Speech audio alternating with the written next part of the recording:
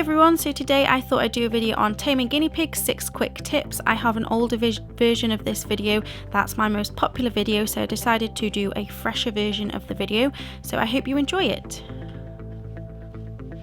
So my first tip is to be patient and take it slow. This is really important with guinea pigs. They are very naturally skittish and you're a predator to them until they get to know you, so they will run and hide, they will run off when you try and touch them, they won't like it when you try and hold them. Every now and then you get a guinea pig that's naturally very tame, but on average they're all quite very skittish. So being patient is my number one tip. Just take things slowly when you're settling them in, give them time to get used to their new surroundings, to get used to you, and start by doing things slowly rather than at a quicker pace. Depending on the type of guinea pig you have, if you have a naturally tame one, you can obviously go a bit quicker, but try and spend a few days judging your guinea pig before you do that, and then just be patient. It won't take forever, but it might take a bit of time to tame them, so being patient is the key. My second tip is to do with smells.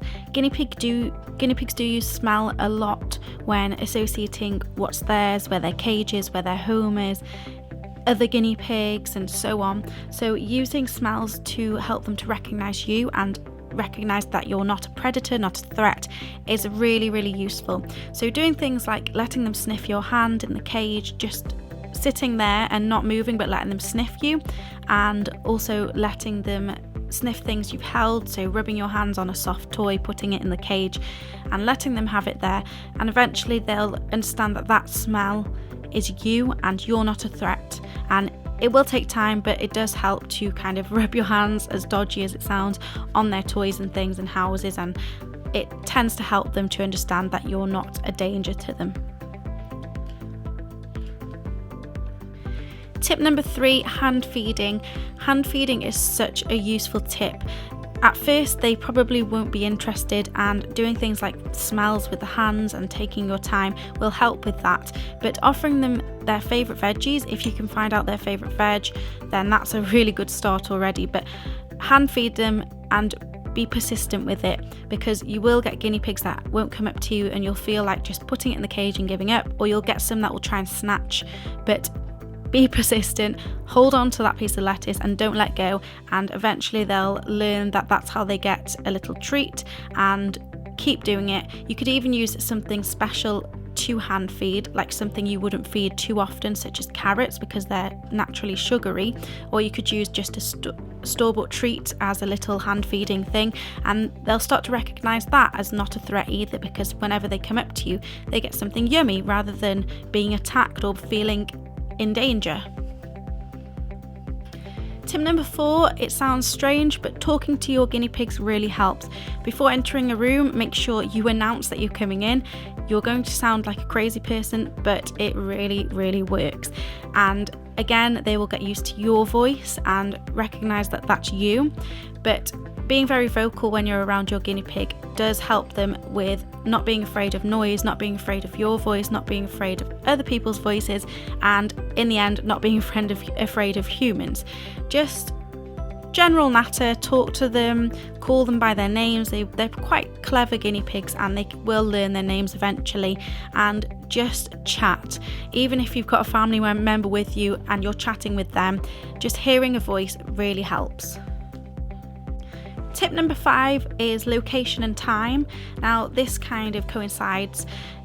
The location of your guinea pig's cage is quite important. It's harder for people like myself. I keep mine in an outdoor shed, and others who keep theirs outside, it's quite a little bit more difficult. But if you decide to keep your guinea pigs in the house, then you've got a choice of where to keep them.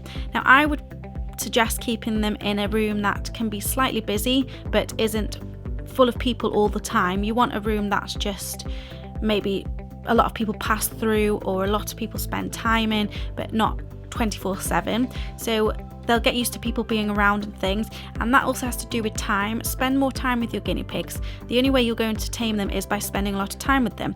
So if you locate them in a room that you use a lot, then that's already helping you with that tip, because you're not only spending time with them, you've got them in a good location where they're hearing your voice a lot and where they're seeing you and smelling you, and eventually will get used to you.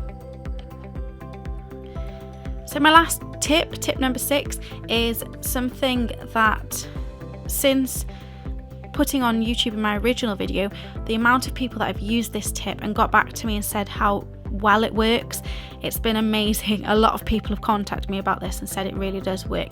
And it's basically using a radio to tame your guinea pigs. You can use this with other pets and everything. I also get questions on whether the television works the same way. Yes, and computer, anything. It's just that my guinea pigs live outdoors, and a radio is much easier to put in a shed than a television. So using a radio is easy and cheap for me, but it works all the same: TV, radio, computer, anything like that. Basically what you need to do is just whenever you're not around, leave the radio on or TV or whatever on quite a talkative channel. If you're in the UK, Radio 2 is very good for talking, and leave it on, and it helps them to get used to not only noises, human voices and general chatter. It stops them from being too used to silence and being afraid of any sudden noises or anything. I don't think my guinea pigs jump hardly ever when there's a sudden noise, but it really does help. What basically happened was, a few years ago I experimented because I'd heard of someone using a radio for company for their pets. So I thought, I wonder if it'll work with taming, and I experimented with some guinea pigs I had at the time, and the improvement in the way they were tamed was amazing. And since then I've always used this tip on every single one of my guinea pigs, and it has worked every single time. So I 100% recommend using this tip. Like I say, since I've put this in the original video, the amount of people that have used it and said it really does work. It's just helping them not get used to too quiet of a room. And when you're working like me and you're not home all day, but you still want your guinea pigs to be tame and be used to you and be nice family pets, it's a really good way to keep the taming process going, rather than just going back to square one when you're home from work or whatever. So I definitely recommend that one.